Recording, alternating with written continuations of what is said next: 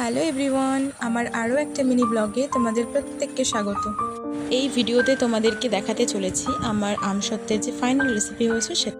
আগের ভিডিওতে তোমরা দেখতে পেয়েছো আমি আমসত্ত্ব কিভাবে বানিয়েছি, কিভাবে রোদে শুকিয়েছি আমরা সেটা। তো চলো বেশি বকবক না করে আমসত্ত্বটা কাটা যাক। তো প্রথমেই আমি একটা ছুরির সাহায্যে সুন্দরভাবে কেটে নিয়েছি আর একটু ভালোভাবে সেটাকে রোল করার চেষ্টা করেছি যাতে তোমাদেরকে খুব সুন্দরভাবে দেখানো যায়। তো তোমরা দেখে বলো যে আমি কি সত্যি বাড়িয়ে বলছি নাকি আসলেই সুন্দর হয়েছিল।